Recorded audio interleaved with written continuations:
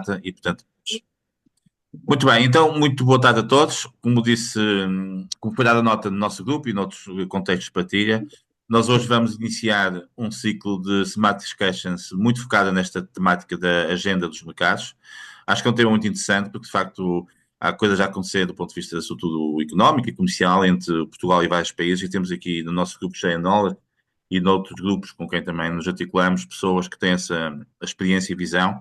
Vamos começar hoje com o Brasil. Portugal tem uma relação há muitos anos com o Brasil e, portanto, é de facto muito interessante nós revisitarmos esta agenda, eu já lá vou, mas antes disso, dar nota das duas próximas sessões, precisamente sobre este ciclo, que estão atrasadas. Nós, no dia 14, vamos ter a sessão sobre Portugal-Alemanha, está aqui connosco, aliás, o Rui Boa Vista Marques, que é o delegado da ICEP na Alemanha, que será um bocado, fará o papel que hoje a Renata vai fazer aqui nesta sessão. Teremos à partida dois casos de sucesso, que depois oportunamente confirmaremos, mas que são de duas empresas também interessantes, uma portuguesa na Alemanha e outra alemã em Portugal. E depois teremos no dia 19 uma sessão também muito interessante sobre Portugal-Espanha, obviamente é uma relação, é exemplo do Brasil também muito determinante. A Joana Neves, que é delegada da ICEP em Madrid, em Espanha, estará connosco e teremos também duas empresas também interessantes que representam o mesmo perfil. Mas voltando à sessão de hoje, portanto, hoje a sessão vai ter dois momentos. Primeiro, a Renata, que está aqui connosco, e a quem agradeço a disponibilidade, e que é, entre outras coisas, representante-chave, se assim se pode dizer, do Conselho da Diáspora no Brasil, irá, obviamente, conduzir a parte inicial da sessão, que passará por uma conversa com duas pessoas.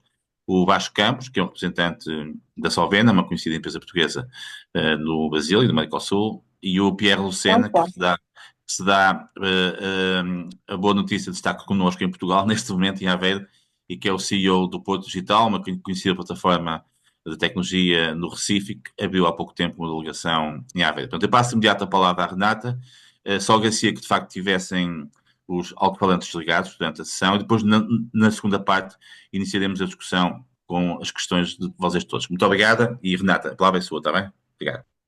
Sim. Olá, boa tarde a todos. Obrigada, Jaime. É realmente sempre muito interessante estar conectado com você. Você é um dinamizador de ecossistemas, não só em Portugal, mas agora também com o mundo. Então, parabéns pelas Smart Discussions e por todo o dinamismo que traz a esta área do conhecimento. Obrigada também ao Vasco e ao Pierre por terem aceito este convite.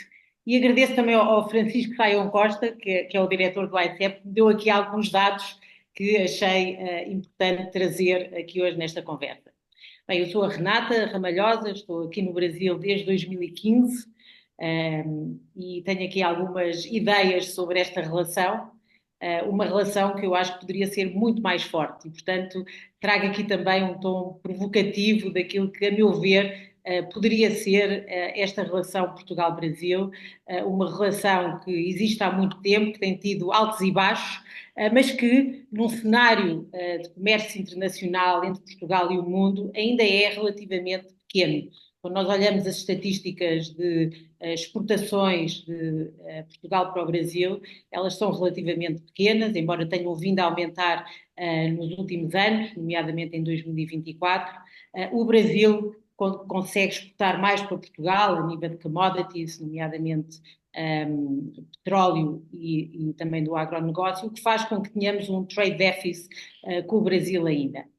E, embora nestes últimos anos, tanto eu como o Vasco, o Pierre e todos nós temos presenciado um interesse cada vez maior do Brasil em Portugal, que também se reflete naquilo que é o investimento direto estrangeiro, não é? O Brasil hoje em dia já é o terceiro maior investidor em Portugal, depois dos Estados Unidos e do UK, tirando a União Europeia, mas mesmo assim eu acredito que poderia ser muito mais. Poderia ser muito mais porque estamos a falar do Brasil, um mercado de 215 milhões de habitantes, que claramente tem, é um país muito grande, não é? Tem vários estados que são muito distintos entre si, tem algumas peculiaridades para nós, embora falemos a mesma língua, temos que terem atenção quando vimos para o Brasil, mas é realmente um mercado que, para mim, que estou aqui há 10 anos e já tive várias funções, nomeadamente empreendedora, considero que deveria ser um mercado de excelência para Portugal. E assim também ao contrário. Mas ao contrário, eu vejo mais essa vontade do Brasil, e vamos ouvir do Pierre mais tarde, em vir para Portugal, em investir, em usar Portugal como uma plataforma para o resto da Europa, para a lusofonia em África, enfim, consigo ver aí uma motivação maior.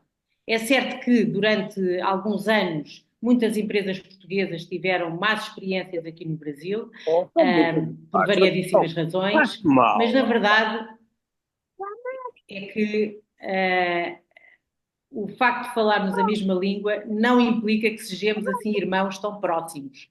E isso é algo que eu vou também debater aqui com o Vasco e com o Pierre, mas na verdade eu e a minha experiência foi que chegar ao Brasil e falar o idioma português de Portugal é meio caminho andado para ninguém nos entender. E portanto eu salientava este ponto, que me parece que é muito importante, todos nós vimos com esse mindset, não é? Falamos a mesma língua e, portanto, todos nós nos vamos entender. E realmente não é isso que acontece.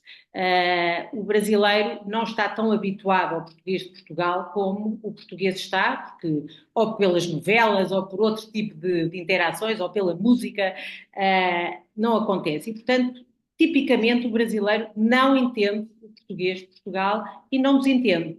E, portanto, isto é fundamental para aquilo que é uma ferramenta essencial para o negócio, para a relação, que é a comunicação. E, portanto, deixava aqui este ponto como algo que para mim foi fundamental. Quando cheguei ao Brasil, tinha um papel de liderança forte, enfim, cerca de 150 pessoas aqui no Brasil, mais umas tantas na América Latina, e na primeira semana a diretora de recursos humanos veio ter comigo falando que ninguém entendia nada do que eu falava. Então tive uma sorte, porque ela veio dizer isso, imagina se não dissesse, mas isto foi logo um baseline muito importante para a minha adaptação no Brasil.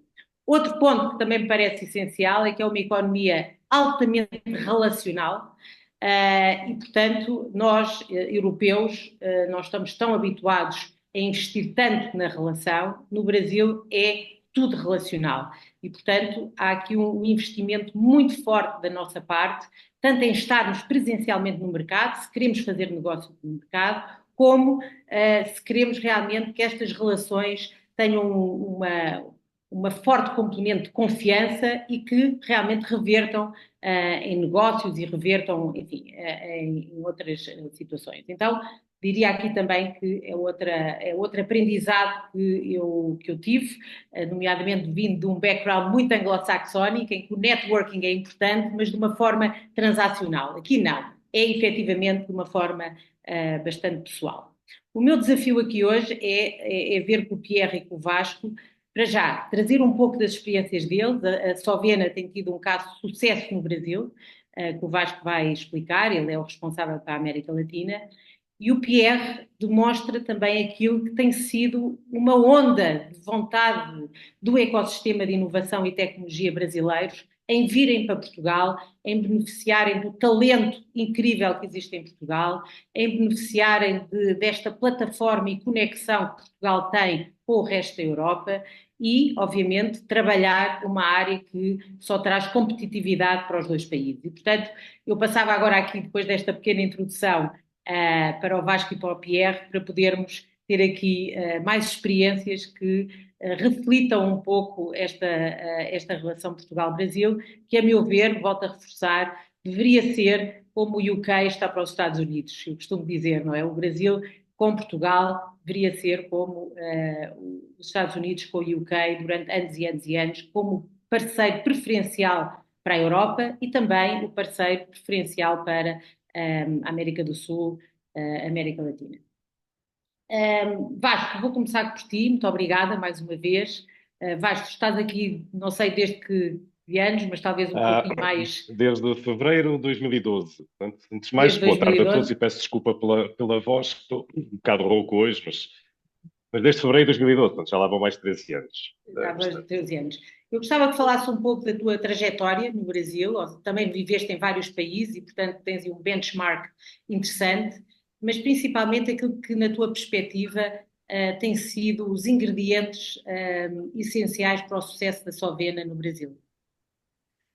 bom, além da parte, obviamente, da qualidade do produto, mas que é uma coisa essencial para qualquer empresa, portuguesa ou não, que queira entrar no Brasil, mas depois realmente falaremos disso mais tarde. Falaste aí num ponto importante também, que é a questão relacional.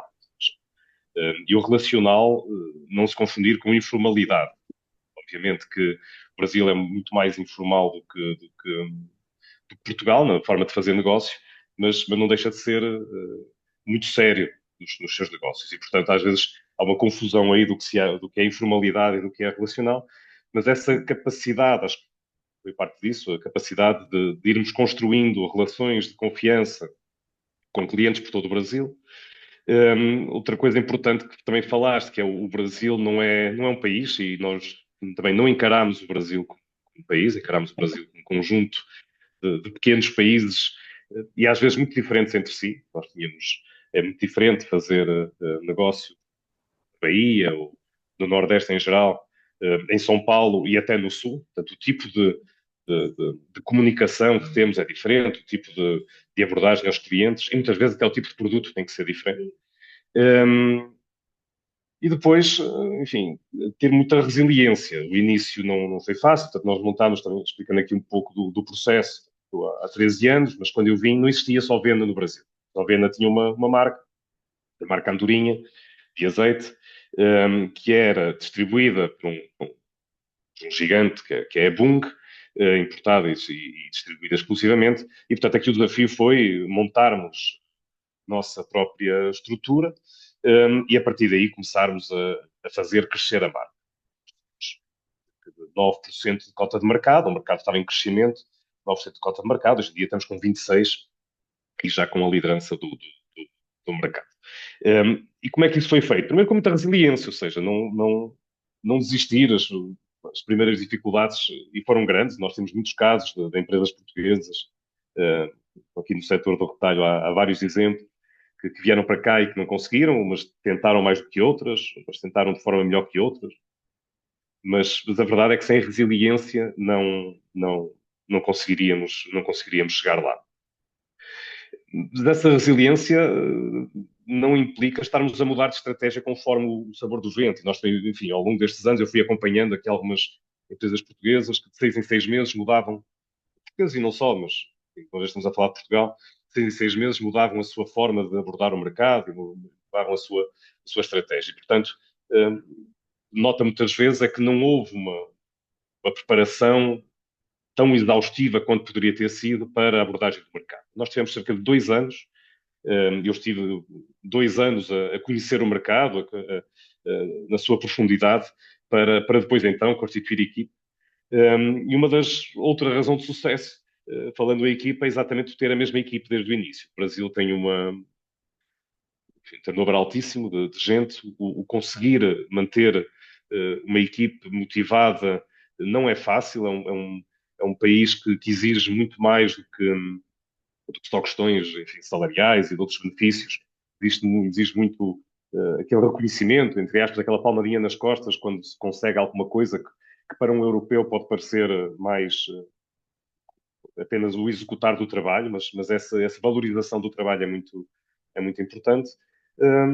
E depois, enfim, uma aposta também grande que é preciso fazer em marketing, nas suas diversas vertentes. Portanto, marketing, no trade, ponto de venda, agora depende um pouco também, obviamente, do tipo de produto ou serviço que estivermos a falar, mas sem essa aposta, acho que é muito difícil vencer no Brasil. Obviamente que também, tu disseste aí também um ponto importante, que é a questão da presença física. Portanto, sem uma presença física aqui, portanto, para estabelecer todo este tipo de relações que se foram estabelecendo, não conseguiríamos ter chegado onde chegamos. Então, isso é sem nenhum tipo de preconceito, não entender o Brasil como um único país, muito atento a todas as vertentes. Um último ponto também que criou muita complexidade no início e que muitas vezes é subvalorizado, que é, por exemplo, a questão fiscal. Fiscal e regulatória, é um país muito complexo, cada Estado tem a sua particularidade, quer fiscal, quer regulatória, e acho que muitas vezes as empresas europeias, quando vêm para cá, não reparam, não pensam em toda a complexidade do país. Mas, enfim, falaremos isso ao longo do ano. Não sei se, Renata, se respondi. Sim, está ótimo. Obrigada. Pois eu depois contas um bocadinho de algumas das histórias que tiveram aqui no Brasil, que são bem importantes e exemplificam muitos dos pontos que trouxeste. Pierre Lucena é a CEO da Porto Digital, um hub de inovação e tecnologia no Recife, que tive a oportunidade de visitar logo quando cheguei no Brasil. Um, e, e tem a experiência ao contrário, não é? Ou seja, uma empresa brasileira que decide ir para Portugal e montar a Porto Digital em Aveiro, um centro, obviamente, académico e também ele de inovação e tecnologia.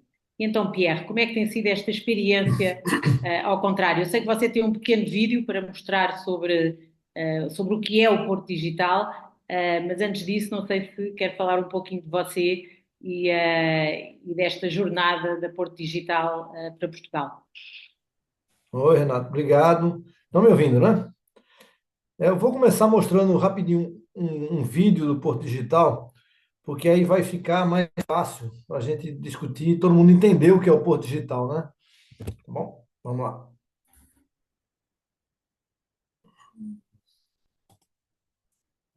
Ilha do Recife.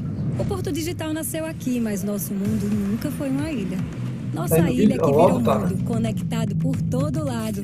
A gente é assim, desde sempre atualizando conceitos e crescendo, porque aqui tudo acontece. Nessa inquietação criativa que sabe juntar gente, ideias, projetos, negócios, que se ligam e dão liga. Se você ainda não atravessou essa ponte, tá na hora.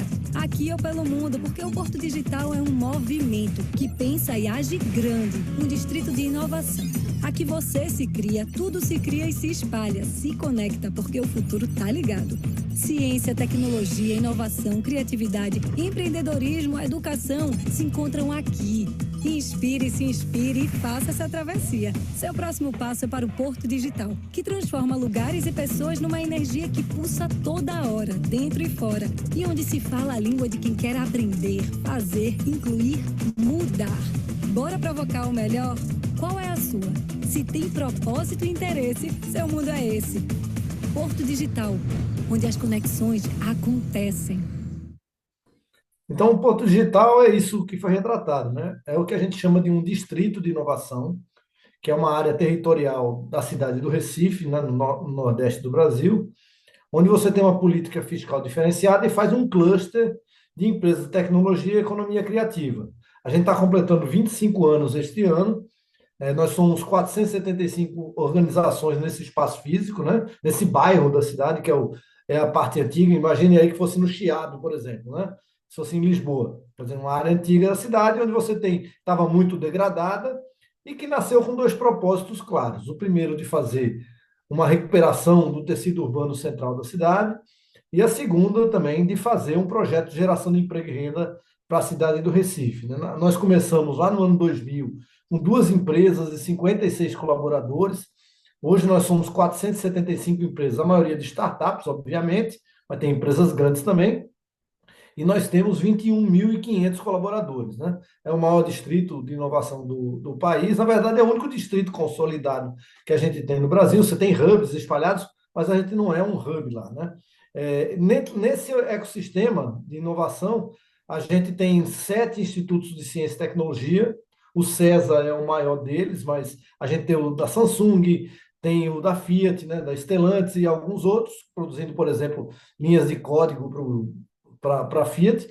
A gente tem 6 incubadoras e aceleradoras, mais de 400 empresas e um conjunto significativo que eu coloquei ali de instituições, né? Por exemplo, uma rede de universidades parceiras, a gente tem uma universidade própria, que é a CESA School, a gente tem 4.000 estudantes de graduação na área de tecnologia, então, quer dizer, a gente tem a necessidade de ser grande por ser um distrito de inovação e não um hub, né? Porque ele, nesse caso, é aberto. A gente passou, desde 2021, basicamente, a se expandir pelo país, seja com projetos educacionais, a gente tem cursos de graduação em Brasília e Aracaju, seja com hubs que a gente administra um hub no interior do estado de Pernambuco, um hub em Goiás, tem um escritório em São Paulo e decidimos vir para Portugal há 2 anos atrás. Na verdade, um pouco mais de 2 anos, 3 anos basicamente, a gente decidiu, e o projeto começou há 2 anos atrás. Portugal nos pareceu, e isso é porque tinha um desejo de fazer um projeto de internacionalização das empresas que faziam parte do ecossistema do Porto Digital e de muitas empresas brasileiras também, né? Portugal nos pareceu o melhor caminho, porque eu sempre falo para o pessoal da minha equipe, né? É mais fácil começar pelo mais fácil. E Portugal é o caminho mais fácil para a gente, a gente que eu digo quem está no Recife, né? Por alguns motivos. O primeiro deles, a gente está a um voo de 7 horas de Lisboa, né? Isso é mais fácil para mim, por exemplo, eu chegar aqui em Portugal do que chegar em Porto Alegre, lá no sul do país, né? Então, nos pareceu mais fácil. Querendo ou não, a barreira da língua é um fato muito relevante dentro desse conjunto, apesar das diferenças culturais, isso é fato, mas nos pareceu um caminho mais fácil e mais assertivo, né? Todo mundo me pergunta por que Aveiro e não Lisboa ou por que Porto. E a primeira resposta que me vem à cabeça é a seguinte: é que Aveiro me pareceu muito parecido com Recife, né? Eu estou em Aveiro nesse momento, no hub da gente, que a gente inaugurou no centro da cidade. Não me pareceu é, muito semelhante com Recife, porque você tem as rias lá, a gente tem os canais, né, cortando a cidade histórica, que é o centro da cidade também. Teve o apoio do poder público local. Essa semana que eu estou vindo aqui, inclusive, eu vou conversar com os dois candidatos a prefeito, que aqui de vocês é presidente da Câmara, né? Os dois candidatos a presidente da Câmara, eu vou conversar também com o atual presidente da Câmara. Eu sempre faço essas agendas institucionais também, porque são muito importantes. E a gente começou a nossa história aqui. A decisão de vir em Aveiro, assim, sim, além disso, veja, Aveiro tem uma universidade incrível, que tem uma área foi muito mais em engenharia de telecomunicações, mas tem a parte de tecnologia bem forte, e nos pareceu uma decisão mais acertada. A gente não queria ir para Lisboa e Porto por dois motivos principais. O primeiro deles era a questão de protagonismo mesmo, que é o caso de que nós teríamos em Recife, e em Lisboa e Porto nos pareceu mais difícil da gente conseguir estabelecer o projeto. Tinha a questão de acesso a fundos também, de apoio, que tem no mundo todo, né? Bom destacar isso, porque às vezes as pessoas acham que inovação, no caso de tecnologia propriamente dito, isso se faz só via mercado, e não é, porque todos os...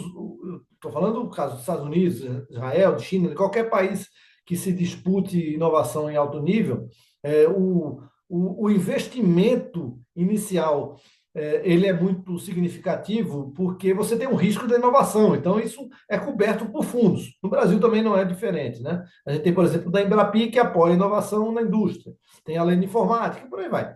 Mas, e Aveiro também teve um fator importante, que é todo mundo se sentiu em casa aqui quando a gente trouxe os empresários. Então, a escolha nos pareceu bem acertada, né?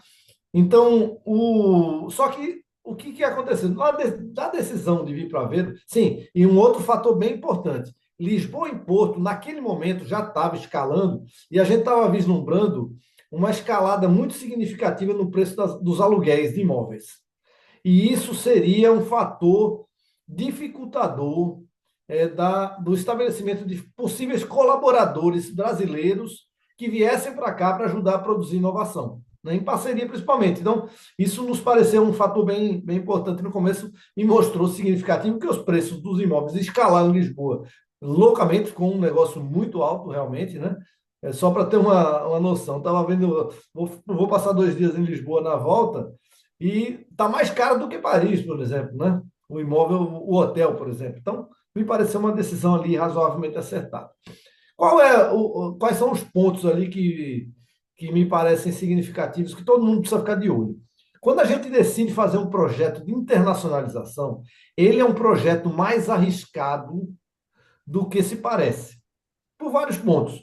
A questão do câmbio é um fator de risco muito relevante. O fato de estar em outro país, você fica sujeito às mudanças políticas locais, também é um fator muito relevante. Por exemplo, a gente está vendo agora o que está acontecendo com os Estados Unidos, né? A questão da imigração, por exemplo, passa a ser um problema para quem pretende imigrar para poder produzir. Quando a gente está falando... E no caso da tecnologia, o que a gente precisa entender é o seguinte: ele não é um projeto de internacionalização de venda de produtos. Ele é um projeto de internacionalização de construção. né? Ou projeto de internacionalização de produção também. Porque você precisa produzir serviço, você precisa ter gente local também. Então, quando você está falando de instalar um ecossistema nacional em Aveiro, eu estou falando da possibilidade de vir empreendedores para cá, de vir pessoas para cá para prestar serviço. Porque, por exemplo, se imagina que uma empresa portuguesa resolva contratar uma empresa brasileira de prestação de serviços, é mais fácil, às vezes, eu transferir um colaborador para cá para poder fazer a implantação de um sistema do que começar do zero aqui, porque tem todo um handicap ali de aprendizagem que a gente precisaria fazer antes. Então, não é tão simples assim quanto eu exportar sandália havaiana para cá, por exemplo, que eu vou precisar de pontos comerciais. Nesse caso, não. A possibilidade de implantação de serviço ela é mais complexa.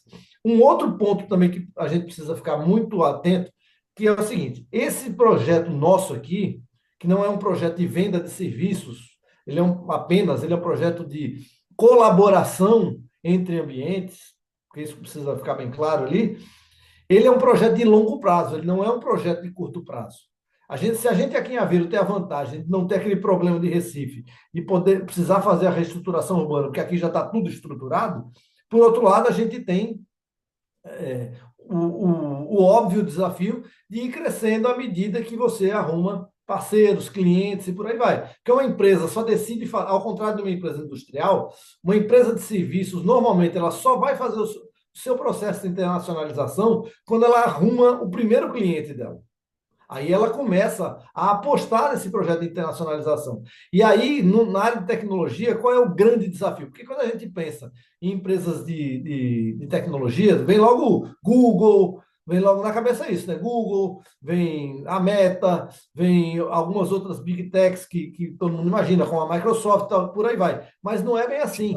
A grande parcela das empresas de tecnologia, elas prestam serviços de plataforma, serviços de possível atendimento de clientes, nuvem, por aí vai. Então, você disputa com um mercado muito grande, mas são serviços, às vezes, muito específicos que precisam da participação, às vezes até do sócio, dentro de um projeto de internacionalização como esse. Então, não é tão trivial assim, né? Então, ele tem uma complexidade um pouco maior. Então, as empresas esperam o primeiro cliente e dão o passo seguinte. E aí vem o grande problema pelo qual a gente não vê. Veja, quando você imagina as empresas de tecnologia se expandindo, elas se expandem no mundo afora por duas formas. A primeira delas, quando ela tem produtos de classe global, como é o caso, como eu disse, do Google, do Spotify, por aí vai, então ela tem produtos de classe global.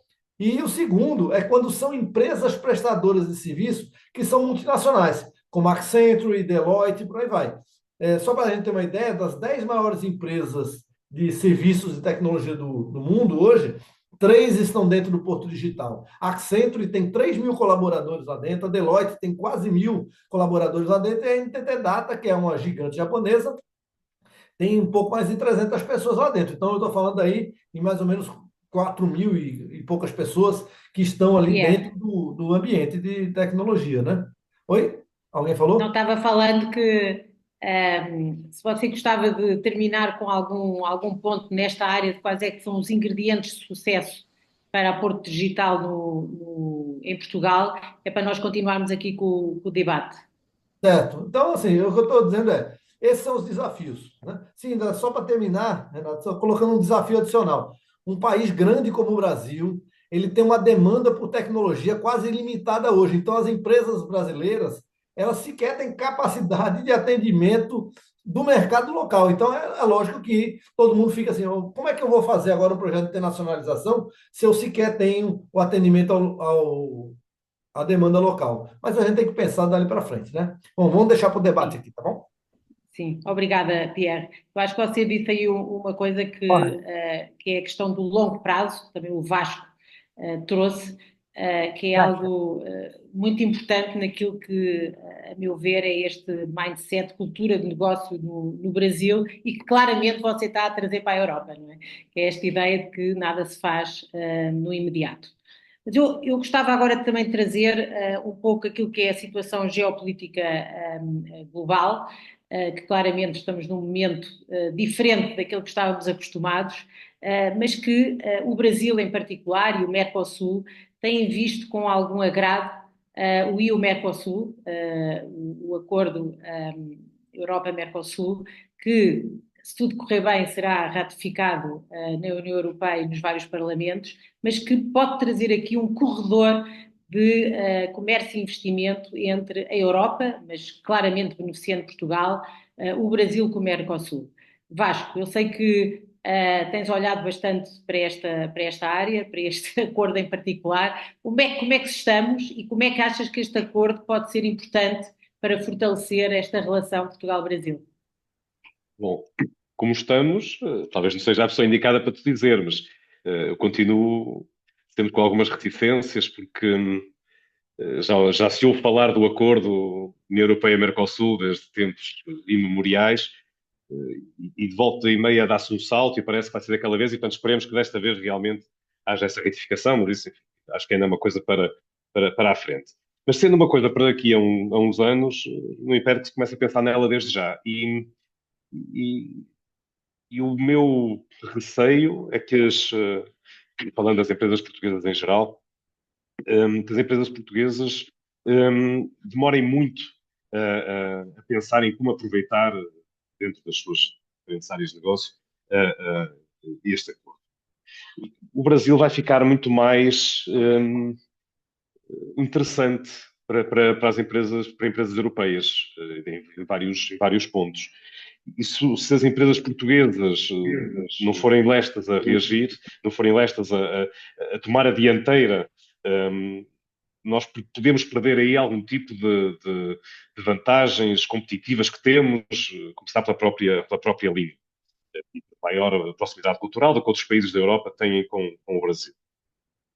E isto também do outro lado, ou seja, havendo um maior acesso e uma maior facilidade das empresas brasileiras a entrarem na União Europeia com os seus produtos e serviços, Portugal pode ficar menos atrativo para elas, porque aqueles benefícios que o Pierre agora falou, que pode haver para que é mais fácil entrar para Portugal, enfim, a não ser por uma questão de língua, Portugal pode deixar de fazer sentido ser essa porta de entrada para essas empresas.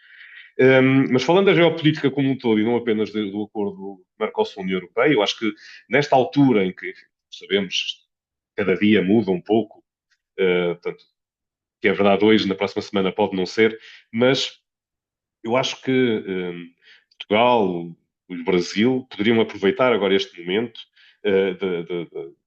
desta inconstância de tarifas para, pronto, aqui até falando mais até do Brasil, para criar oportunidades para que as empresas vejam o Brasil como uma alternativa real, fiável, segura e estável, que é também uma coisa que as empresas se queixam muito, é alguma instabilidade política, regulatória, etc., para, para para produzir no Brasil e tens que começar a ficar mais caros produzir noutros países, por exemplo. Isso também é válido para Portugal, ou seja, talvez não tanto como noutros casos, mas aqui, o nearshoring do México, do Canadá e tudo ficou seriamente afetado, ou pode ficar seriamente afetado. Portanto, o Brasil pode ser uma boa opção.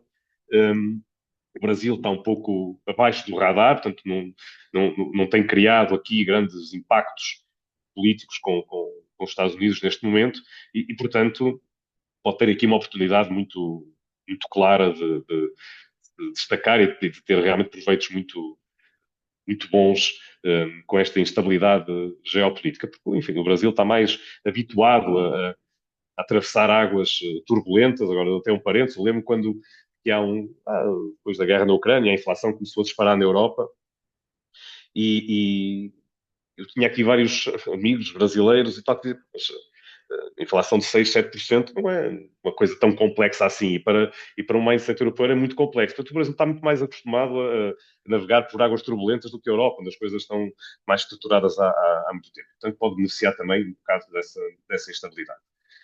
Bom, para resumir, portanto, voltando aqui à questão do acordo Mercosul-União Europeia, esperemos que haja e esperemos que as empresas portuguesas não demorem muito a preparar-se para o aproveitar.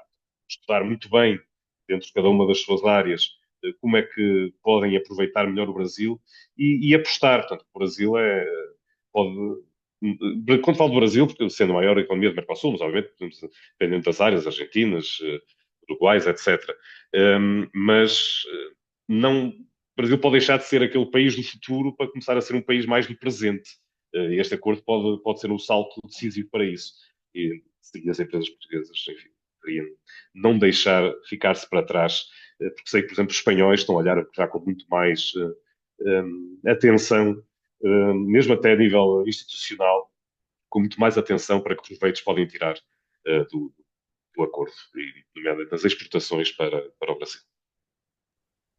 Eu acho que aqui uma boa iniciativa, Jaime, talvez fosse, não sei se é o Jaime, mas alguém fazer quase que workshops sim. Isso tem que ser noutro contexto, exatamente. Sim, mas tem sem que ser dúvida. noutro contexto, mas Mas claramente setoriais que permitam um entendimento profundo daquilo que pode vir deste tratado para as empresas portuguesas. É algo talvez para sugerirmos à ICEP.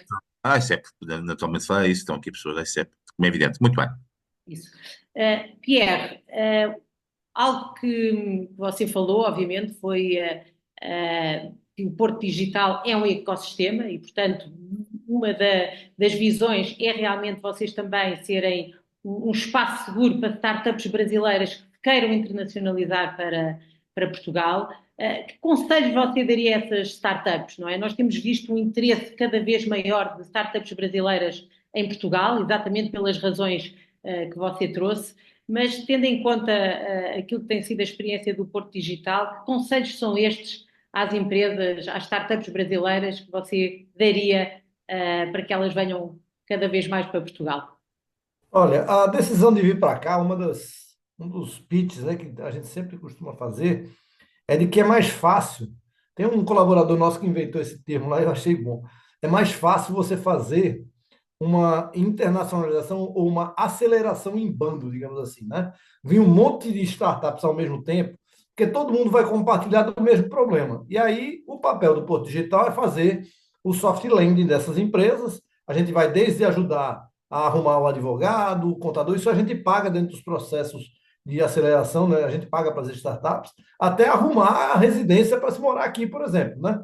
A gente faz esse processo de chegada. Bom, a primeira coisa ali, eu estava falando da questão do mercado, né? No caso das startups brasileiras, a gente sempre tenta mobilizar a vinda para cá, né? A gente está com 29 aqui instaladas hoje em Aveiro, né? São 29 startups já instaladas, né? A gente sempre pensa e sempre diz o seguinte, olha, Portugal, ela é uma porta de entrada para a Europa também. Porque se a gente for analisar o tamanho do Brasil, de mercado, com Portugal, Portugal é do tamanho de Pernambuco, um pouco menor que o Rio Grande do Sul, né? Então, é mais fácil para uma startup, todo mundo busca o caminho mais fácil, né? Obviamente, ele ir buscar um mercado, um outro estado no Brasil, às vezes, do que atravessar o Atlântico. Mas o que a gente sempre passa é o seguinte, Porto Digital, ou na verdade Portugal, ele é uma porta de entrada para a Europa. A gente pode usar, por exemplo, Portugal como uma porta de entrada, fazendo um MVP para o serviço, ou seja, o produto dele, para que a gente escale globalmente. Que no final, esse é o desejo de quase todas as startups, né? E Portugal se mostra ali um parceiro muito relevante para a gente fazer essa porta de entrada, né? Porque tem o mercado europeu como um todo, né? Portugal tem essa grande vantagem competitiva a partir do momento da formação da comunidade europeia. Então, isso para a gente nos parece ali um caminho realmente mais favorável, e as startups têm buscado por ali. Mas lembrando, né, como o Brasil ele é muito grande, tem hoje uma demanda muito grande por produtos de tecnologia, então, às vezes, as startups menores elas estão buscando ali aquele caminho ali de crescimento ainda nacional. O que eu estou falando são de startups que já têm produtos desenvolvidos, já estão estabelecidos ou serviços que já estejam consolidados e busca ali o interesse. E vale salientar o seguinte, todo brasileiro gosta muito de Portugal. A gente gosta muito de estar aqui. Né? Então, então tem muito mais uma questão, às vezes, afetiva de estar aqui, de possibilitar você construir um caminho conjunto entre os dois países. Né? O Vasco falou ali, né? Tem que aproveitar esse momento, né? Que a gente está num momento onde a Europa e a América do Sul, e particularmente o Brasil, podem se aproximar muito. Né? Os problemas eles são muito diferentes, são problemas diferentes, a gente tem problemas básicos lá, mas a Europa ela tem ali uma mesma dificuldade hoje que o Brasil tem é de se colocar, digamos assim, lá no alto escalão da tecnologia mundial. Porque os Estados Unidos e a China, elas meio que concentraram grande parte dos investimentos em tecnologia hoje, fizeram as grandes big techs, né, ou os grandes players mundiais que a gente tem, e os desafios do Brasil e da Europa são muito parecidos em relação, pelo menos, à área que eu trabalho. Muito bem. Bem, eu tenho aqui mais perguntas, mas Jaime, eu acho que é a altura Eu acho talvez que sim. de abrirmos Exatamente, exatamente. Eu aos nossos agora. convidados. Exatamente. Passo para você Pronto. então. Está bem, exatamente. Pronto, aproveitando um pouco esta dinâmica do Share Nós, aqui o meu papel é apenas convidar aqui algumas pessoas que eu conheço e depois a ideia é a própria Renata e o, e o Vasco e o Pierre também darem nota dos comentários que vão ser feitos. Eu começava com o José, com o Jorge Santos Caneno, que é um amigo e colega há muitos anos, que está aqui connosco e que é um exemplo de um português que foi para o Brasil há alguns anos e que tem tido muito sucesso naquilo que faz. Jorge, um pequeno comentário muito breve para passarmos a outras pessoas. Olá, muito boa tarde a todos. Eu acho que estamos aqui muito bem representados, temos aqui dois digníssimos conselheiros da diáspora, que é a Renata e o Vasco. O Pierre também está aqui numa intervenção importante. Eu acho que, enfim, eu sou um português que por acaso estou no Brasil, mas eu não sou nem uma empresa portuguesa no Brasil, nem uma empresa brasileira em Portugal. Eu sou, de facto, um português numa empresa no Brasil, porque eu não importo nem exporto nada. Por acaso, enfim, importo algum know-how de Portugal, tenho duas, enfim, entre 1.200 pessoas, tenho dois portugueses, para além de mim, a trabalhar na empresa, e é possível que com o tempo tenha mais. Mas, enfim, o meu testemunho, assim, muito rapidamente sobre o Brasil, pela experiência que eu tenho aqui de 13 anos, quase 14 anos, e à frente de uma empresa com alguma dimensão na área das tecnologias. Eu acho o Brasil um mercado interessantíssimo. Fala-se muito das questões económicas, enfim, das mudanças políticas, etc. Mas o Brasil é tão grande, sabem, para mim é a percepção do cargueiro, não é? Que vai sempre andar, por muito que se queira virar o cargueiro, ele não vira, não é? Ele vira, mas muito pouco, quase não se percebe. E por isso as oportunidades continuam aí, e por isso vai mais num sentido, depois inverte para o outro, mas de facto não muda muito em termos de dinâmica das coisas. E das oportunidades, elas continuam e estão muitas. De facto, o país é muito grande e por isso por si só é uma enorme oportunidade. Também é um país muito dinâmico, muito competitivo, por isso há uma concorrência muito feroz. As coisas acontecem muito rápido, há muitos interesses sempre, há muitas empresas de fora, obviamente, olharem sempre também para o Brasil, por isso nós, enquanto players nacionais, digamos assim, temos que nos preocupar não só com os competidores que nós temos aqui brasileiros, mas também com os muitos que olham o Brasil como uma enorme oportunidade. Mas embora na minha área, como é a área de software de gestão, e por estar muito relacionada com a legislação e com a regulação, com as leis aqui locais, a competição é um bocadinho esbatida porque a complexidade brasileira, eu achava que a complexidade em Portugal era muito grande, até ter chegado aqui, não é? A complexidade brasileira é tão grande que isso faz com que muitos daqueles que pretendem entrar no Brasil acabem por não o fazer porque têm dificuldades em conseguir localizar as suas soluções. Mas eu sou um fã desta experiência profissional aqui no Brasil, por isso gosto muito da vivência que estou. Sinto todos os dias que tenho, enfim, não acordo nunca tranquilo, não é? Que é uma coisa muito interessante, porque a dinâmica é tal, as coisas acontecem com uma velocidade tão rápida, que nunca dá para acordar muito tranquilo. Mas no final do dia é muito recompensador, porque qualquer coisa que nós façamos razoavelmente bem aqui no Brasil pode ter um retorno muito grande e por isso a oportunidade é enorme. E por isso eu sou daqueles que convido e recomendo, mais convido que recomendo, mas convido seriamente os empresários portugueses a olharem o Brasil. Agora acho que é importante olhar o Brasil não como uma extensão de Portugal, na minha opinião, mas como um país, digamos, como um outro mercado, uma outra realidade, talvez uma outra empresa, não é? E estar cá, acho que é muito importante estar cá para cuidar do negócio e para se perceber o que é que está a passar, porque a dinâmica é muito grande, tudo acontece muito rápido. Muito E bem. aí são os meus 5 Sim, senhor. cents, não sei se Muito bem, alinhados não, mas... Uma nota só, o Jorge obviamente não vai falar sobre isso aqui hoje, porque não temos tempo, mas além do Brasil também é um investidor na Argentina com uns belíssimos vinhos, mas isso ficará Vou para para uma lá outra. amanhã, vou para lá Exato. amanhã. Vai para lá e fica para outra sessão. Portanto, vamos tentar aqui Vou ao aquela Mercosul. Exatamente. Nós temos aqui o Miguel Braga, que representa o CEI. O CEI é um centro de competência que faz agora 25 anos, vai até ter um grande evento de celebração. E o CEA está a fazer muita coisa no Brasil, na área da aeronáutica e de outras coisas. Miguel, quer fazer uma pequena nota, mas agradecer alguma brevidade, que é para também darmos oportunidade a outras pessoas, está bem? Muito bem. Então, boa tarde a todos. Boa tarde ao Jaime. E mais uma vez, parabéns pela iniciativa. Assim, muito rapidamente, de facto, a história do CEIA, que fazemos, temos esse evento esta semana, justamente aos 25 anos, a história do CEIA mistura-se um bocadinho com o Brasil. Foi lá quase sempre que começamos os grandes projetos, porque o Brasil traz-nos escala que o país, que Portugal e às vezes mesmo a Europa não tem. E, portanto, nós há muitos anos começamos a trabalhar as áreas da mobilidade e da sustentabilidade no Brasil.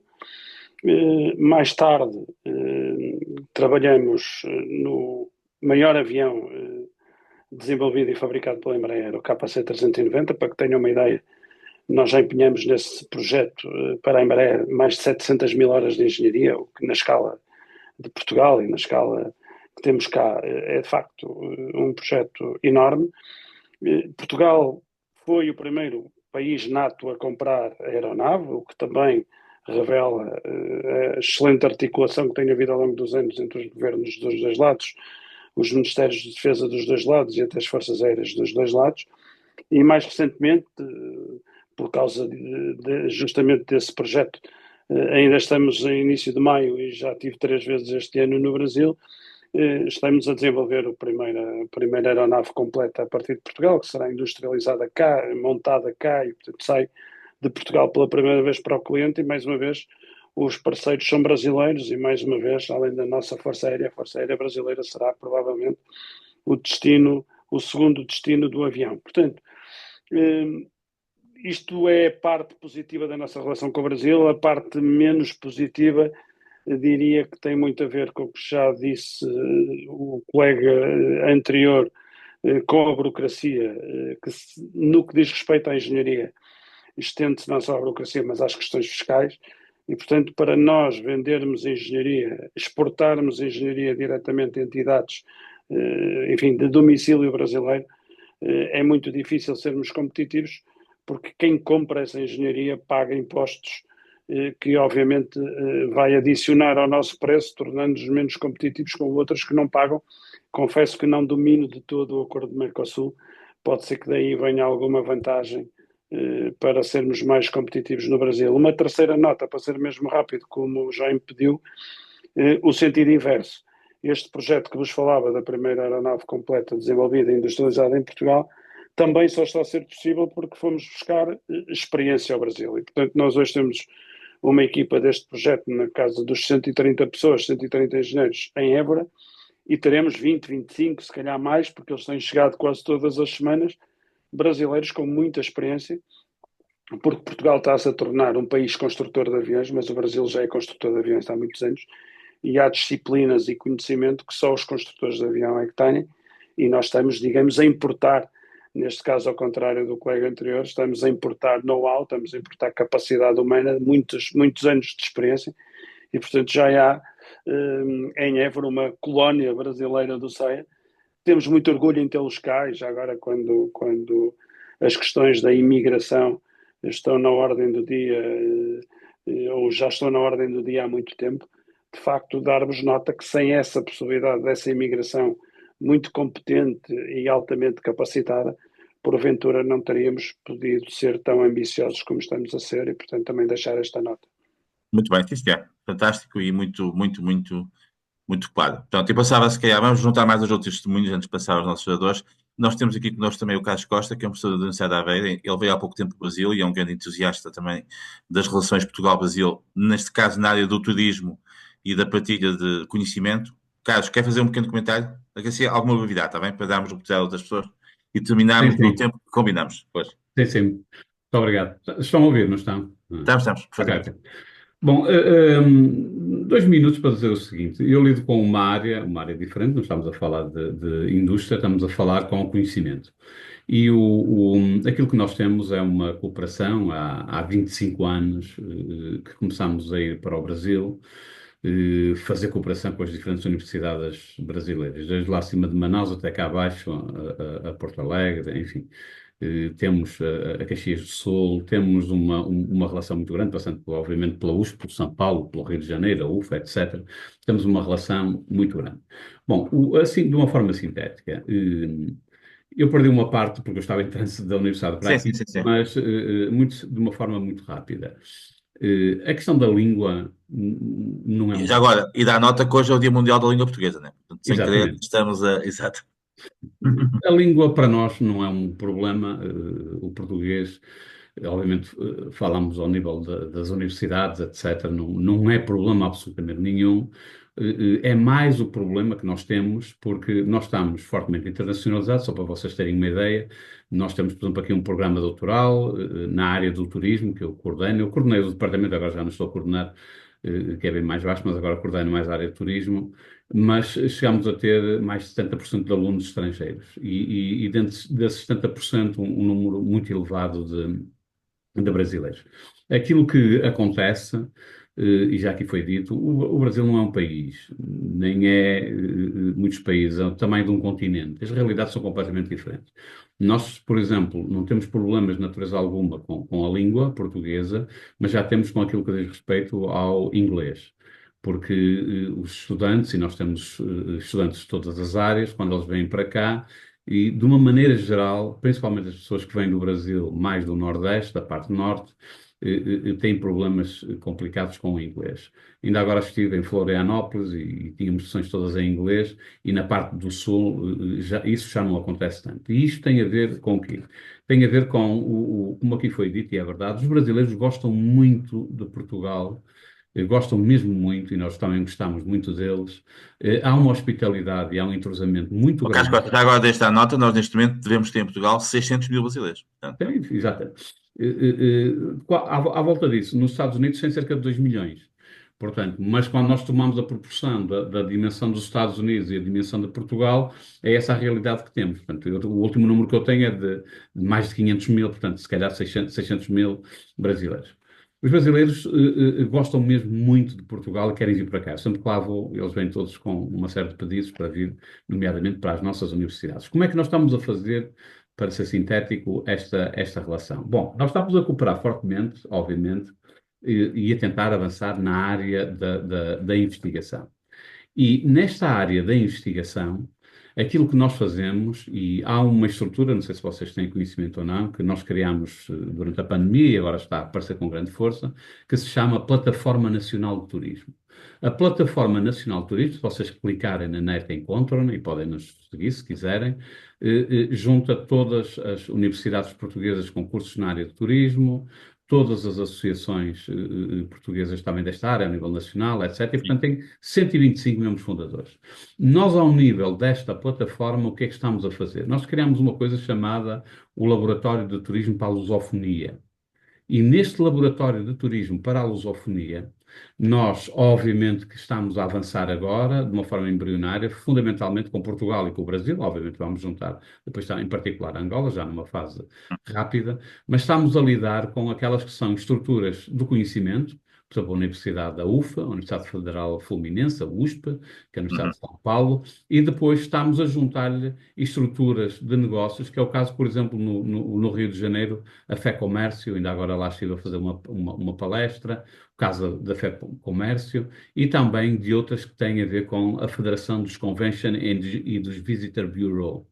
Ora, nós o que estamos a tentar fazer é criar duas dimensões em termos de transferência de conhecimento. Por um lado, juntarmos, porque os brasileiros querem vir cá, nomeadamente fazer cursos de executivos, e nós estamos a preparar isso, e ao trazê-los cá, dar-lhes formação em termos científicos, mas levá-los, fazer-lhes imersões ao nível das empresas do setor, nomeadamente da área do turismo. Aquilo que nós, obviamente, iremos tentar fazer depois no futuro é alargar o máximo possível a outras muito bem. empresas de outros ramos, nomeadamente da área do manufacturing, digamos assim. Muito bem. Renata, antes de passar a vocês outra vez, se calhar, nós temos aqui também dois ex-governantes, o Carlos Tavares e o Luís Miguel Amaral, portanto, se calhar depois passávamos as palavras, mas antes disso, e antes de passar a eles, no caso eles querem fazer algum comentário sobre a sua experiência quando foram responsáveis políticos, também é importante essa dimensão. Nós temos aqui também o Horácio Sabino, tanto quanto eu sei, trabalhou no Brasil, numa conhecida multinacional, e tem também uma grande experiência na ligação com o Brasil. Horácio, quer também fazer um breve comentário? Não sei se está a ouvir, Horácio.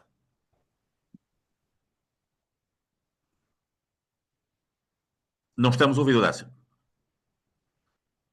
Muito bem. Temos aqui um pequeno problema de... Eugênio Amaral está aqui connosco hoje, foi ministro da Indústria há muitos anos. Quer também fazer um pequeno comentário, alguma questão antes de passar aos oradores?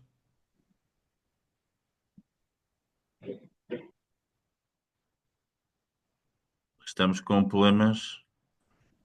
Não, tem Não o estamos áudio desligado. Ok, já tinha o microfone desligado. Boa Muito tarde bem, a todos. Sim, senhor. Duas pequenas observações. Quando fui ministro da Energia, depois, sobretudo a seguir, daquela leva, quando o Henrique Guterres foi primeiro-ministro e houve uma grande euforia para o Brasil, a noção que sempre fiquei é que o Brasil é um dos países mais protecionistas do mundo. Vi isso, por exemplo, quando a Sonai foi com a sua excelente tecnologia de MDF para o sul do Brasil e foi acusado de suceder a concorrência. Ele tinha uma competitividade que os brasileiros não tinham. E vi sistematicamente grande queixa do Brasil, estrutura extremamente protecionista. Depois, nós temos a ingenuidade de pensar que falam português, mas a influência e os estándares no Brasil são americanos, não são latinos. Nós temos uma afinidade cultural muito maior com Angola do que com o Brasil, porque acho que o Brasil, do ponto de vista económico, está mais perto dos Estados Unidos do que dos latinos ou de Portugal. E sempre me chocou profundamente o que vi, o grande proteccionismo brasileiro. Devo dizer que também, com toda a franqueza, nunca achei que a minha visão do Brasil, que os brasileiros gostassem muito de nós. Contraria o que aqui dizer, que gostam de nós. Acho que sempre nos olhavam com um ar superior, para uns tipos pequeninos. Nunca achei que isso fosse assim tão evidente. E, de facto, nós tínhamos sempre a ingenuidade de pensar que falávamos português, mas depois aquilo não era um país latino, era um país com forte influência americana. E verifiquei uma coisa que, aliás, o Peter Drucker já dizia há muitos anos, é que o Brasil é um país de alto risco e elevada volatilidade e só pode ir para o Brasil empresas com balanços muito sólidos. PMEs, como algumas foram, com estruturas financeiras e balanços frágeis, obviamente não se aguentaram no barco, como era óbvio. Esta é a primeira nota. A segunda nota tem a ver com o Mercosul, o acordo com o Mercosul. Havia uma associação que acho que ainda há, o Mercosul European Union Business Forum, tinha dois chairmans, um do lado latino-americano e outro do lado europeu. E eu, designado para a IP, fui vários anos chairman desta associação. E, de facto, nunca se conseguiu fazer o acordo. Agora está assinado, mas a França anda a tentar arranjar uma minoria de bloqueio para evitar que ele seja ratificado cá pela União Europeia, porque, de facto, a agricultura francesa nunca quis este acordo. E, portanto, era um acordo em que a indústria europeia ia ganhar com a maior abertura da América Latina, mas a agricultura francesa sempre achou que isto era um acordo de alto risco para a agricultura, são muito protecionistas e, portanto, nunca se conseguiu fazer. E mesmo agora, eu acho que os franceses estão a fazer tudo o que for possível para tentar uma minoria. É evidente que este acordo é aliciente, a meu ver, face à lógica protecionista do Trump, e, portanto, a União Europeia, se conseguisse ter quase uma zona de comércio livre com o Canadá e com a Inglaterra, e depois também um acordo destes com o Mercosul, eu acho que era uma tentativa de nós minimizarmos o impacto protecionista ou de tarifas dos Estados Unidos. É aquilo que posso dizer neste momento sobre a matéria. Muito bem. Também conhecer, já para terminar, dizer que conheci a grande competência da Embraer, é um caso de sucesso a nível mundial de política industrial da aeronáutica, e o aporte que eles deram quando vieram para Évora, que eu os conheci em Évora, na altura. Muito bem, Rogério. Uma perspectiva diferente, mas que também é importante para ajudar na discussão. Pronto, e antes de passar aos nossos oradores, para termos também aqui uma perspectiva brasileira, o José Roberto Afonso, que já falou no início, quando estávamos na parte informal, e que é um conhecido economista também ligado a estes temas. José Roberto, uma nota muito breve também sobre a sua visão sobre Portugal-Brasil, para passar aos oradores, está bem? Uhum. Jaime, primeiro, parabéns aí pelo debate.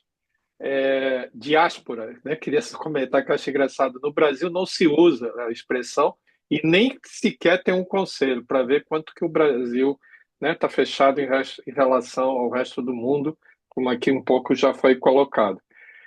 Com certeza tem um potencial enorme daqui para frente, acho que de aproximação diante das mudanças que foram desencadeadas, né, pelo Trump. Aliás, mesmo que o Trump voltasse atrás em tudo que fez, o mundo mudou, né? E eu acho que o Brasil vai se aproximar, Brasil, Mercosul vai se aproximar mais da Europa e a porta de entrada, vice-versa, é Portugal e Espanha também, né? Os ibéricos. Um detalhe curioso que a gente tem observado muito é o seguinte: o comércio entre a Europa e o Brasil é muito pequeno, mas o capital não. A Europa tem 50% dos investimentos estrangeiros no Brasil, mas só tem 16% do comércio no Brasil. Ou seja, tem um potencial grande. E eu acho que esse potencial não é olhar só bens, é olhar serviços, que acho que se reuniu aqui, que eu vi meu amigo Pierre e os demais colegas, a inovação. Cada vez mais, acho que pode se aproximar as universidades, as experiências do CEA, Embraer, tem a Fiocruz também.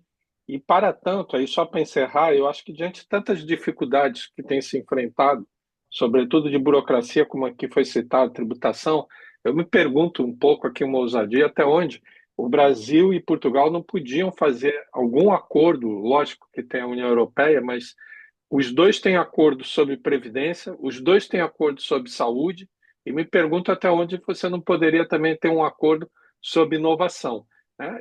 Eu já venho defendendo isso há algum tempo. Meus amigos brasileiros, aliás, dizem que eu quero botar os inovadores do Brasil para fora do Brasil. Mas como o Pierre já está aqui, eles já saíram, ninguém quer botar para fora, eles estão saindo. E estão saindo, sobretudo, vamos falar português, claro, por razões de segurança, né? Segurança, qualidade de vida, é o maior produto de exportação de Portugal. E para encerrar, junto com os brasileiros, eu acho até, Jaime, não sei como é que está na programação, tem que ver a entrada muito forte de norte-americano aqui né, em Portugal, sobretudo nessa área de inovação de TI. A impressão que me dá é que eles, por hora, só estão morando aqui e continuam só fazendo, né, tocando remotamente seus negócios em Seattle, na Califórnia e assim por diante. Mas eu não sei até onde não se poderia construir uma maior proximidade, né, dos norte-americanos da área de tecnologia, que acho que é 90% dos que vieram morar aqui, com os portugueses e com os brasileiros que atuam nessa área. Bom, são algumas Muito ideias bem. e provocações. Sim, senhor. Deixa aí o debate. Um abraço. Muito bem. Eu não sei se o Carlos Tavares, antes de passar aos jogadores, também quer dizer alguma coisa. Está aqui hoje connosco também. Carlos, dentro da sua perspectiva mais microeconómica e empresarial, quer também fazer um pequeno comentário? Só muito brevemente, até porque o Luís Mira Amaral já Exato. Em complemento. que eu tinha para dizer, porque de facto o Brasil não tem sido, digamos, apesar de todas as vantagens que nós supostamente teremos, ou se diz que temos relativamente ao Brasil, não tem sido um mercado de sucesso para Portugal, nem do ponto de vista do investimento direto, nem do ponto de vista do comércio externo, não é? Nós, não sei se têm ideia qual é o peso do comércio com o Brasil nas nossas exportações. Neste momento anda à volta de 1,5% sensivelmente, não é? E, portanto, para um país tão grande e onde nós supostamente teríamos tantas vantagens, era suposto que pudéssemos ter, de facto, um peso maior e potencialmente temos. Os casos de investimento direto estrangeiro também não têm sido, no Brasil, não tem sido um grande sucesso. E eu acho que uma e outra coisa tem a ver com uma coisa que foi dito pelo Vasco, salvo erro, que é a falta de conhecimento prévio e profundo do mercado. Porque, apesar da língua ser a mesma, as culturas são bastante diferentes, os gostos são diferentes, a forma de reagir das pessoas é muito diferente. Eu lembro-me em determinada altura, o Dr. Soares dos Santos me dizer que, de início, quando foram diretamente para o Brasil, aquilo correu muito mal, até ao ponto que ele percebeu que a organização dos supermercados lá não podia ser a mesma que o Pingo Doce cá, não podia ter a mesma lógica, porque os brasileiros não gostavam, e, portanto, e ele, na altura, disse que tinham mudado e que já estava a correr melhor na altura já. Muito bem. E, faltando esse conhecimento, de facto, não é. Eu bem sei que a burocracia e há muitas tarifas não monetárias, digamos, no Brasil. Nós muitas vezes preocupamos só com as tarifas ou as taxas aduaneiras, mas há muitas formas de restringir o comércio para além das taxas aduaneiras e é preciso conhecê-las bem. Nós também não somos propriamente um grande exemplo de combate à burocracia, não é? E por outro lado, eu gostava de saber, quando se diz que o Brasil já é o terceiro investidor direto cá, e tirando alguns casos conhecidos, e o Luís Miramar, no caso da Embraer, Exato. eu não tenho a certeza, agora não tenho mesmo por ignorância, porque eu outro dia estive a estudar um bocadinho os destinos do investimento direto estrangeiro, nós andamos muito satisfeitos, porque há muito investimento direto estrangeiro, mas se virmos os destinos do investimento direto estrangeiro em termos de setores, digamos, a satisfação eu acho que deve ser bem menor, porque o peso, por exemplo, da indústria transformadora é muito reduzido, eu vi isto para os últimos 10 anos, e o peso da indústria transformadora é muito reduzido. Em compensação, há um peso muito grande dos serviços financeiros e do imobiliário, por exemplo. E eu não sei, e não sei se a Renata pode ajudar. Sim, eu já passo. Apesar de ser sendo o terceiro investidor, se é um investidor, digamos, nos setores que contribuem para o aumento da nossa produtividade e da nossa competitividade, ou são simplesmente setores deste tipo de investimentos de natureza de obtenção de rendas, digamos. Muito bem. Pronto, acho que já temos aqui, como se diz na linguagem económica, muito food for thought. E, portanto, acho que começaríamos pelas senhoras, para a Renata, e depois a Renata, se quiser, passa aos seus convidados para um comentário geral a estas questões. Obrigado. Obrigada a todos pelos comentários. Começando aqui o engenheiro Carlos Tavares. Eu não sou engenheiro. Os dados são... não é? Há um engenheiro que é o outro, e que outro dia apareceu uma notícia a dizer que tinha recebido 25 milhões de euros de indenização. Não sou eu. Não, mas eu peço desculpa, doutor Carlos Tavares, mas sim, mas eu conheço. Sim, tudo bem. Bem, os dados vieram do Francisco Saião Costa, da AICEP. O que ele me disse é que este tipo de investimento claramente é mais em serviços, nomeadamente imobiliário, embora esteja-se a começar a ver bastantes investimentos na parte agrícola e também na inovação tecnológica. Então, esta é a informação que tenho sobre... E também, só para reforçar, é o terceiro maior investidor fora a União Europeia, não é? Portanto, logo a seguir aos Estados Unidos e ao Reino Unido. Só que alguns pontos, antes de passar ao Vasco e ao Pierre, a questão do protecionismo, sim, toda a economia está desenhada para proteger o Brasil, é um país muito grande, não é? 215 milhões de habitantes, mas se a empresa estrangeira vier com o mindset de se tornar uma empresa brasileira, isso muda de figura.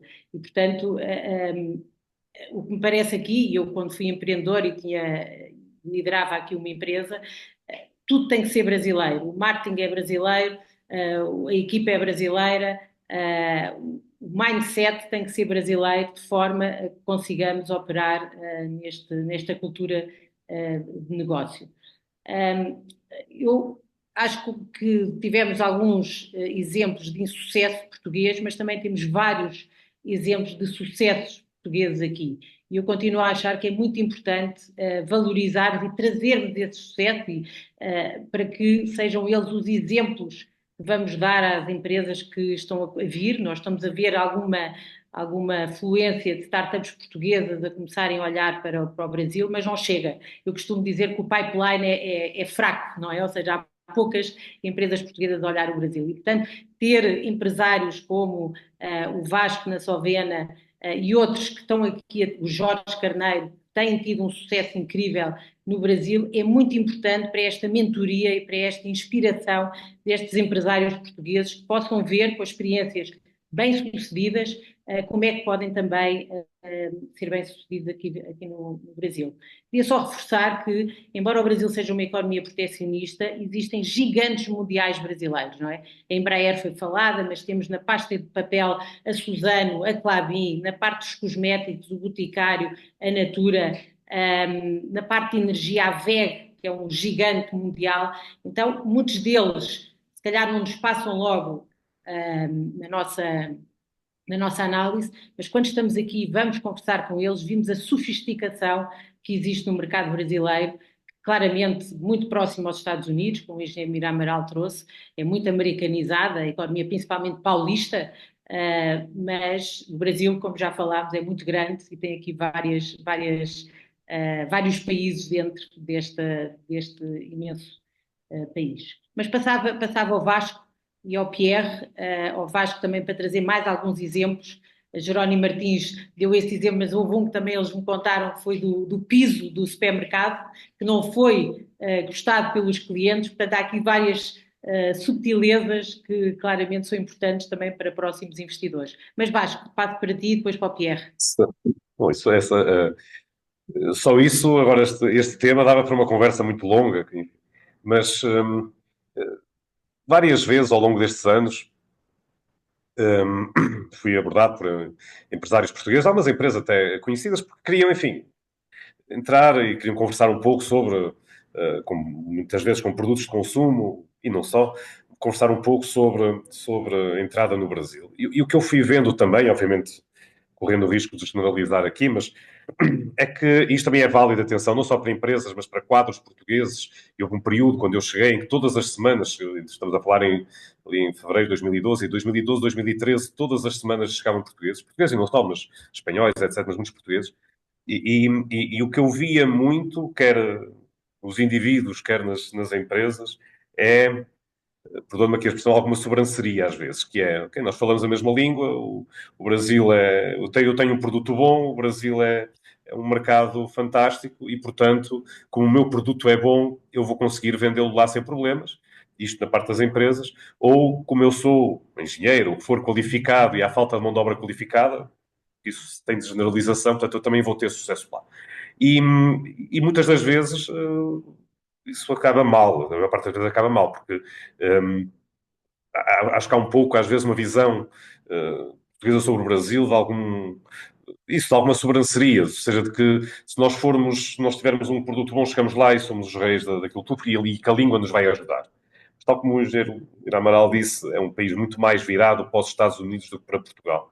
Inclusive, hoje em dia, com a ida de muitos brasileiros para Portugal, isso mudou um pouco, mas havia ainda, quando eu cheguei, um conceito do português, que era o Manel da Padaria, etc. E, portanto, que não era propriamente empresas de grande tecnologia ou empresas de grande valor acrescentado Quando se falava em Portugal não se falava desse tipo de empresas, desse tipo de negócio. Hoje em dia mudou bastante, quer pelos quadros que, entretanto, vieram para cá, tanto uma nova geração, quer, sobretudo, também porque os brasileiros começaram a ir mais a Portugal. Eu, quando cheguei cá, perguntava assim a Portugal, aproveitavam ali um stopover que surgiu nessa época, a caminho de Itália, ou de Paris, ou de Londres, passavam 2 ou 3 dias em Lisboa, e era Lisboa, Cascais e Fátima, e muito poucos, a não ser por razões familiares, teriam ido para além disso. Até que descobriram Portugal, e realmente agora há esta paixão maior que eu encontro hoje do que encontrava há 12 anos atrás dos brasileiros por Portugal. Até costumava dizer que isto era uma relação um bocado unívoca de amor. Hoje em dia está mais bionívoca, porque há aqui isto. Mas voltando, portanto, acho que muitas vezes falta às empresas portuguesas aqui alguma falta de humildade. Volta à questão da preparação também, ou seja, é um bocado, vamos para lá e, portanto, isto funcionou bem em França, funcionou bem em qualquer país, nos Estados Unidos, e, portanto, vai funcionar no Brasil. Não. O Brasil é um país, até também pelo seu proteccionismo, por todas as suas regras. Eu, quando estava a criar aqui a Sovena, todos os dias surgiam questões fiscais e regulatórias que, para um mindset mais cartesiano, digamos assim, europeu, seria muito, mas isto é surreal, era quase kafkiano, tá? Sentíamos metidos em processos quase kafkianos, em que era preciso, enfim, ir tirando o novelo, desfiando ali o novelo, e para isso também é preciso bastante tal paciência e resiliência. Foi dito uma questão aí, que é a questão financeira, que empresas de médio porte, acho que foi o Engenheiro Amaral que disse que não há, que, enfim, que não conseguiriam tão facilmente entrar no Brasil, e que há muitos casos de insucesso. Eu até costumo dizer, quando venho para cá, que é dupliquem nas vossas previsões os valores de investimentos e custos necessários e reduzam a metade as vossas projeções de receitas nos primeiros anos. E se ainda assim o negócio parecer viável, ok, se não, sinceramente, talvez seja melhor encontrarem outras formas de abordagem. Dito tudo isto, não deixa de ser um país extraordinário, um país com um potencial gigantesco, onde Portugal, mais ainda nos últimos anos, é muito querido por os produtos portugueses, genericamente falando, obviamente, talvez aqueles da mais alta tecnologia ainda falta aqui, mas não é só no Brasil, não é? Ainda falta a Portugal ganhar um pouco esse conceito de produtor de produtos e serviços de mais alta tecnologia, mas que tem tudo para haver mais empresas portuguesas com sucesso, se não olharem só para São Paulo, se não olharem para o Brasil como um país uno, e se prepararem bastante bem. Renata, não sei se respondi. Não sei, Pierre, se queres dar também a tua perspectiva, um pouco Brasil e também Portugal, mas obviamente sendo brasileiro, o que é que você também interpreta destes comentários? Olha, uma coisa que eu aprendi vivendo aqui e lá, né? Que a burocracia sempre é pior no país do outro. Isso aí é o que a gente aprende, eu acostumo com a nossa, né? Eu posso falar o meu caso aqui. Eu passei uns 3 meses para conseguir abrir uma conta bancária, que lá eu abro em menos de 2 minutos, certo? Porque pelo menos o setor bancário brasileiro tem um nível de tecnologia de segurança tão avançado por conta dos problemas que a gente sempre teve, e isso sempre facilitou. Então, essa questão da burocracia, o que o Brasil tem de mais complexo? Pelo menos a relação que eu tenho ali. O Brasil tem uma relação de fiscal muito complexa, né? Do ponto de vista de pagamento de impostos, de tributos, tal. Isso realmente é muito complexo. Então, o Vasco conhece bem isso, né? A complexidade desse ponto para a gente é muito alta. Agora, ela vai ser minimizada com a reforma tributária de uma maneira muito radical, né? Então, 2032 tem uma escada aí que está se movimentando agora, a partir do ano que vem, mas 2032 ela vai ficar mais ou menos muito semelhante com o que a gente tem na Europa, né? Mas, por outro lado, a vantagem lá no Brasil é que a burocracia em si ela é muito menor. Se você abre uma empresa com muito mais facilidade, para fechar a empresa é um pouco mais difícil, mas para você abrir a empresa é mais fácil, abrir uma conta bancária, fazer essas transações. Então, isso acaba sendo um pouco mais fácil. Então, tem as vantagens e as desvantagens de cada lugar, né? Veja, eu acho que uma coisa que a gente precisa fazer agora é que tem uma aproximação muito grande pelos dois países, e isso precisa ser feito do ponto de vista dos governos mesmo, né? Não apenas dos empresários, tal, porque todo mundo aqui, assim, eu sou executivo, não sou empresário, né? Mas a gente busca o caminho que a gente consegue fazer, a gente vai tentando se virar. Só que os governos conseguem conversar de uma forma diferente, né? Eu estou falando isso porque quando você pega as exportações que Portugal faz para o Brasil, e que o Brasil tem uma vantagem na balança competitiva para Portugal, mas Portugal representa muito pouco dentro da balança comercial, ou muito menos do que deveria. O Brasil exporta 3 bilhões, no caso de euros, e Portugal 1,5 bilhão, alguma coisa. O azeite é 1/3 disso, né? Então, quando a gente pega as exportações, a importação de um lado para o outro, elas podem ser bem maiores. O Luiz falou ali, a gente realmente tem uma aproximação, veja, uma aproximação com os Estados Unidos histórica, que está sendo deteriorada, como a Europa também, né? Muito rapidamente, em 3, 4 meses. Então, quem não sabe até onde vai essa deteriorização, só que eu acho que agora é a hora, não tem hora melhor da gente aprovar o acordo do Mercosul com o Brasil. Eu sei que a França está muito, particularmente a França, né, está muito preocupada com a questão da competitividade da sua agricultura. Só que, veja, quando você faz um acordo comercial nesse nível que se quer fazer, como foi o da Comunidade Europeia, como é como são outros acordos, como é o acordo, por exemplo, do NAFTA, tal. quando você faz esses acordos, é justamente para que todo mundo cresça ali e que desenvolva sua indústria, sua agricultura. É lógico que o produto brasileiro de agricultura ele vai acabar sendo mais barato, porque a agricultura brasileira evoluiu de um jeito nas últimas décadas que vai ser muito difícil algum país conseguir bater a agricultura brasileira. O agro brasileiro se qualificou muito ao longo do tempo. Agora, por outro lado, tem uma série de outros produtos que isso não aconteceu e que a Europa levaria vantagem. Então, é óbvio, você não deixar questões políticas ou setoriais de lado para pensar num acordo maior, vai ficar realmente muito difícil, né? Você não vai conseguir. Agora, a hora é essa, viu? A hora, não tem hora menor, porque a hora que os Estados Unidos se reaproximar do Brasil e dos países da América Latina, aí vai ter outros complicadores que a gente não tem agora, certo? Então, eu vejo essa como uma hora propícia para a gente buscar isso. Agora, tem muita coisa que a gente precisa fazer agora. Tem que lembrar, no caso, que Portugal está dentro da comunidade europeia, há dificuldades de se fazer acordos bilaterais, nesse caso, né, do Brasil, fazer um acordo bilateral com Portugal, porque você tem a comunidade europeia como uma barreira do ponto de vista burocrático mesmo, que é uma política regional, né? Então, mas tem muita coisa que eu acho que a gente pode fazer. E lembrando também o seguinte, quando a gente está pensando no Brasil, existe uma coisa muito importante ali. Um grande desafio é o câmbio. O câmbio é um desafio muito grande, porque a diferença monetária ela é muito significativa, né? E agora você vê, vocês produzem aqui, para mim, por exemplo, quando eu venho aqui comprar vinho, é ridículo o preço, né? Quando eu vou no Brasil, né? O Vasco mora no Brasil, sabe disso, né? Comprar um vinho português no Brasil, um vinho que custa R$ 100 no Brasil, por exemplo, aqui custa 3 euros. Então, quer dizer, tem É das coisas que trago sempre para cá, é isso, é vinho. Uma das coisas quando vou a Portugal que trago para cá. Mas aí também tem os impostos, não é todo só o mundo faz câmbio, isso, não é? né? Mete na mala. Agora, a gente precisa entender ali que há um espaço para se fazer acordos agora, certo? Esse espaço talvez não exista em 4 anos. Então, assim, eu sei da complexidade da comunidade europeia, são muitos países, tem muitos parlamentos para aprovar tudo, mas é preciso começar a avançar isso para o benefício dos dois, viu? O benefício dos dois. Renato, acho que estamos. Vasco, já me passo para si, desculpa. Não, só para dar nota que estamos a chegar ao tempo que tínhamos combinado. Eu penso que não há mais ninguém que queira falar. E agradecer à Renata o excelente.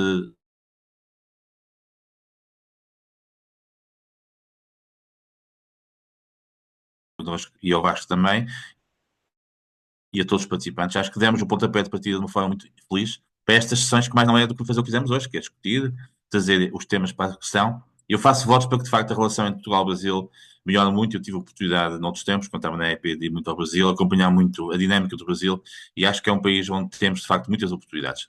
Portanto, muito obrigado a todos e continuamos na nossa luta diária para que também no Portugal e Brasil sejamos melhores. Muito obrigado, está bem?